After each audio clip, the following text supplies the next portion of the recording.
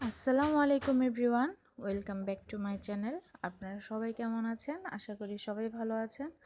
আমরাও আলহামদুলিল্লাহ ভালো আছি। আম্মু গ্রাম থেকে আসার সময় আমার জন্য তেলের পিঠা নিয়ে এসেছে। আমি খেতে বলেছিলাম ওই দিন। তো এটা হচ্ছে পরদিন সকালবেলা হাঁসগুলোকে ড্রেসিং করে নিয়ে আসা হয়েছে। তো এখানে ভিজিয়ে রাখতেছি। তো হাঁসগুলোকে রাত্রেবেলা ড্রেসিং করা হয়েছিল, সেজন্য হচ্ছে এগুলোকে আমি ফ্রিজে রেখে দিয়েছিলাম। তো এখন ভিজাচ্ছি যেন বরফটা কেটে যায়। খালা আসলে খালা চামড়াগুলোকে বেছে কেটে দিবে। তো প্রথমে খালা হাঁসগুলোকে একটু কী বলে এটাকে ছেঁকে নিচ্ছে যেন চামড়াটা থেকে পশমটা তাড়াতাড়ি উঠে যায়। তা আমি হচ্ছে এখানে মাছের পেটি ভিজে দিয়েছি। হাঁসের মাংস আম্মু, আমি, আমার ছোট দুই বোন আমরা কেউ খাই না, শুধু আমার হাজব্যান্ড আর আমার আব্বু খায়। তো এই তো খালা এখানে হাঁসগুলোকে কেটে নিচ্ছে। আর আমার ভয়েসের সাথে অনেক সাউন্ডের শব্দ হতে পারে। আমার বাসার পাশে রাস্তার কাজ চলতেছে, ওই রাস্তার সাউন্ডটাই। এই যে আমার বাসার নিচের রাস্তার এখন এই কাজ হচ্ছে। মানে রাস্তার অবস্থা খুবই নাজেহাল। মানে বাসা থেকে বের হলে কোন রাস্তা দিয়ে যাবো সেই রাস্তাটাই খুঁজে পাওয়া মুশকিল। তো এই তো এখানে হচ্ছে আমি মাছের পেটিটা রান্না করার জন্য তেল দিয়ে দিচ্ছি আর পরিমাণ মতন পেঁয়াজ দিয়ে নিচ্ছি। আমি মাছের পেটি এর আগে কখনো রান্না করিনি, কিন্তু মাছের পেটি আমার অনেক পছন্দ, সবসময় আম্মুই রান্না করতো। তো এখানে আমি পরিমাণ মতন পেঁয়াজ দিয়ে আদা বাটা দিয়েছিলাম 1/2 চা চামচ আর রসুন বাটা 1 চা চামচ। তো মশলাগুলোকে একটু ভালো করে মাখিয়ে এখানে হলুদের গুঁড়া, মরিচের গুঁড়া আর হচ্ছে ধনিয়ার গুঁড়া দিয়ে কষিয়ে তারপর আমি মাছের পেটিটা দিয়ে দিব। যেহেতু আমি এটার আগে কখনো রান্না করিনি, এখানে কি কি মশলা দেয় আমার তেমন আইডিয়া নেই। তো আমি মাছ যেভাবে রান্না করি, মানে ভুনা করি, সেভাবেই আমি রান্না করে নিচ্ছি। তো এখানে তো মশলাটাকে কষিয়ে দিচ্ছি। তো খালার এখানে হাঁস কাটা শেষ। আমি মাছের পেটিগুলোকে ধুয়ে ফ্রিজে রাখার সময় ধুয়ে রেখেছিলাম, তো এখন আমি আবার একটু ভালো করে ধুয়ে নিচ্ছি। তো পেটিগুলোকে আর আমি কেটে নিইনি, খালাকে দেখিয়েছিলাম। খালা বলতেছিল তুমি রান্না করো, রান্না করার পরে এগুলো এমনি খুলে খুলে আসবে, এগুলো আর কাটার দরকার নেই। তা আমি আর কাটিনি। কষাচ্ছি, কষানোর পরে পরিমাণ মতন পানি দিয়ে এখন এই যেগুলোকে টুকরা টুকরা করে নিচ্ছি, মানে ভেঙে নিচ্ছি। পেটিটা তো অনেক বড় ছিল, তো এখানে ভেঙে একদম পুরোটাকে মিশিয়ে নিব। ইলিশ মাছের ডিম যেভাবে রান্না করি আমি ঠিক সেভাবেই রান্না করতেছি, কিন্তু ইলিশ মাছের ডিমটাকে তো আমরা আস্তে আস্তে রাখি, আর এখানের এই পেটিটা হচ্ছে আমি ভেঙে ফেলেছি। তো প্রথমবার রান্না করেছি, সেই তুলনায় আলহামদুলিল্লাহ ভালোই হয়েছে। তো এখানে তো আমি ধনেপাতা আর কাঁচামরিচ দিয়ে এখন উঠিয়ে নেব। পানিগুলো একদম কষে গিয়েছে আর একদম মশলাগুলো গায়ে মাখা মাখা হয়ে গিয়েছে। আমার রান্নাটাও শেষ। প্রথমবারের তুলনায় খুব আহামরি হয়নি, আবার খুব খারাপও হয়নি, যেটা সত্যি কথা। মোটামুটি হয়েছে। আম্মু বলতেছিল লবণ নাকি একটু বেশি হয়েছে। তো এটা হচ্ছে সন্ধ্যাবেলা, আম্মুরা তো বাসায় ছিল না সারাদিন। আমার মেজো বোনের গানের ক্লাসে ছিল। তো আম্মু বিকেলবেলা বাসায় এসেছে। তো আম্মু বিকেলবেলা আসার পরে যে সন্ধ্যাবেলা হচ্ছে হাঁস রান্না করতেছে। খালা কেটে যাওয়ার পর আমি হাঁসগুলোকে নর্মালি ফ্রিজে রেখে দিয়েছিলাম। তা আম্মু বলতেছে পেঁয়াজ বাটা লাগবে, পেঁয়াজ বাটা তো নাই। তো এখন ব্লেন্ডার নামাবো এই অল্প একটু পেঁয়াজের জন্য, তো সেজন্য এখন আমি বাটাতি বেটে দিচ্ছি। আমি অবশ্য এরকম ভালো বাটাবাটি।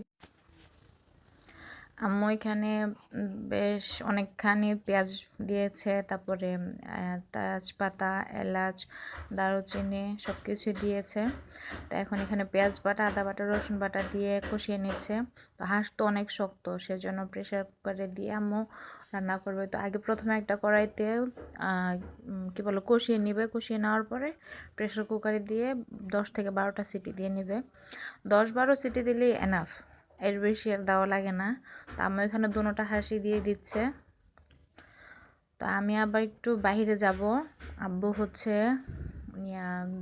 দেশি দুধ পাঠিয়েছে, খাঁটি দুধ, আর হচ্ছে 2টা ফুলকপি পাঠিয়েছে একদম ক্ষেতের।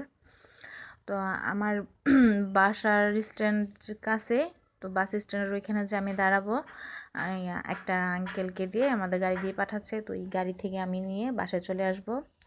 তা আব্বুর কাজে ঢাকায়, সেজন্য আর আব্বু নিয়ে আসেনি। তো আব্বু ফোন দেওয়ার পর আমি বের হয়ে গেলাম। এখন বের হয়ে আমি রাস্তা খুঁজতেছি যে আমি কোন সাইড দিয়ে যাব। তো এই তো আমি এরকম একটু ফাঁকা ফোঁকা দিয়ে বের হয়ে চলে এসেছি। রাস্তা দেখলাম যে এই যে ড্রেনের কাজটা মোটামুটি অনেকখানি শেষ, শুধু আমাদের বাসার সামনের টুকুটাই একটু বাকি। তো আমাদের সামনের টুকুটা হয়ে গেলে তখন আমরা ড্রেনের উপর দিয়ে হাঁটাচলা করতে পারবো, তখন আর এত কষ্ট হবে না। তো এই তো রাস্তায় এসে দাঁড়িয়ে আছি আমি আর আমার হাজব্যান্ড। রাস্তায় আসার সময় হাজব্যান্ডকে দেখেছি, তো ও স্টোন পরিয়ে আসতেছিল, তো তখন ওকেও সাথে নিয়ে নিয়েছি। তো এই তো আমি বাসায় চলে এসেছি। আম্মু এখানে হচ্ছে প্রেশার কুকারে হাঁসগুলোকে দিয়ে সিটি দিয়ে নিচ্ছে। তো এই তো দুধগুলো কিনে ফ্রিজে ঢুকিয়ে দিলাম। আর এই তো ফুলকপি 2টা। ক্ষেতের সবজি টাটকা ফ্রেশ খাওয়া গেলে বা খেতে পারলে কিন্তু অনেক মজা। তো হাঁসের মাংস হওয়ার পর হাজব্যান্ড রাত্রেবেলা বলতেছিল রুটি দিয়ে খাবে, আর সকালেও নাস্তা করার জন্য তো ফ্রিজে রুটি শেষ। তো একসাথে রাত্রের জন্য এবং সকালের জন্য বানিয়ে নিচ্ছি। তো আমি প্রথমে মেজারমেন্ট কাপের 4 কাপ পানি আর 1.5 চা চামচ লবণ আর 2 চা চামচ তেল দিয়ে নিচ্ছি। এই পানিটাকে ভালো করে ফুটিয়ে নেব। ফুটিয়ে নেওয়ার পর আটা দিয়ে নিব। আর প্রথমে ভেবেছিলাম এই জায়গাটাতেই রুটিগুলোকে বানাবো, আমি মাঝে মাঝে এখানেই বানাই, দাঁড়িয়ে দাঁড়িয়ে বেলতে সুবিধা হয়। তো এর জন্য এই জায়গাটাকে পরিষ্কার করে নিচ্ছি। তো তখন আম্মু বলতেছিল যে আমার কাছে নিয়ে আয়, আমি মেখে দিয়ে, আমার হাতে প্রবলেম আছে, আমি খুব ভারী কাজ বা প্রেশার দিয়ে কোনো কাজ করতে পারি না। তো সেজন্য পরে আম্মুর কাছে নিয়ে গেছিলাম। তো এখানে হচ্ছে আমি এই মেজারমেন্টের কাপ দিয়ে 4 কাপ পানি দিয়েছি, আর এই মেজারমেন্ট কাপ দিয়ে 5 কাপ আটা দিয়ে নিচ্ছি। মানে এই পরিমাণটা ঠিক থাকলে আমরা এটাকে কাই বলি, কাইটা অনেক সুন্দর হয়, অনেক নরম এবং সফট হয়, তো তখন রুটি বেলতে অনেক সুবিধা হয়। তা আমি এখানে আটা দিয়ে ভালো করে এটাকে গুলিয়ে নিব। এটা ভালো করে গুলিয়ে নেওয়ার পর রেস্টে 2 থেকে 4-5 মিনিট রাখবো। রাখার পর তারপর এটাকে মথে নিব, কাইটা করে নিব। তা আমি হচ্ছে রাত্রের জন্য কিছু রুটি ছেঁকে নিয়েছি, আর বাকি যেটা ফ্রিজে রাখবো সেটাকে হচ্ছে হালকা ছেঁকে করে নিয়েছি, ফ্রিজে রেখে দিয়েছি। তো এরকম হয়েছে। এখন প্রচুর গরম, হাত দেওয়া যাচ্ছে না। তো এখন এটাকে রেস্টে রাখবো 4-5 মিনিটের মতন। 4-5 মিনিট পর এটাকে মথে নেব। প্রচুর গরম থাকা অবস্থাটা ধরা যাবে না, যখন মোটামুটি গরম থাকবে তখন মথে নিতে হবে। তো এই তো আমি ফ্রিজে রুটি রাখার জন্য হালকা এরকম ছেঁকে নিচ্ছি। আমার রুটি মেকার আছে, আমি এটা উপরে তুলে রেখে দিয়েছি, আর রুটি হাতে বেলে নিলাম। তো এগুলো হচ্ছে ফ্রিজে রাখবো, সেজন্য এরকম হালকা হালকা করে ছেঁকে নিয়েছি। ছেঁকে ঝুড়িটাতে রেখেছি ঠান্ডা হওয়ার জন্য। ঠান্ডা হওয়ার পর একটা প্লেটে একটা কাগজ, একটা রুটি, একটা কাগজ, একটা রুটি, এভাবে করে রেখে ভালো করে ঢেকে তারপর নর্মালে রেখে দেবো। এভাবে প্রায় 1 সপ্তাহ পর্যন্ত রুটি ভালো থাকে। আর এই তো রাত্রে আমাদের খাওয়ার জন্য আমি রুটিগুলোকে ছেঁকে নিচ্ছি। হাঁসের মাংস তো আমরা তেমন খাই না, তো একটু ঝোলমোল দিয়ে খেয়েছি। মাংস রান্নাটা অনেক মজা হয়েছে। এই তো আশা করি আমার এই ভিডিওটি আপনাদের সবার ভালো লেগেছে। যদি ভালো লেগে থাকে অবশ্যই আমার পাশে থাকবেন, এই ভিডিওটিতে একটি লাইক দিবেন, কমেন্ট করবেন। জান না, সবাই ভালো থাকবেন। আল্লাহ হাফেজ। আসসালামু আলাইকুম আর রহমতুল্লাহ।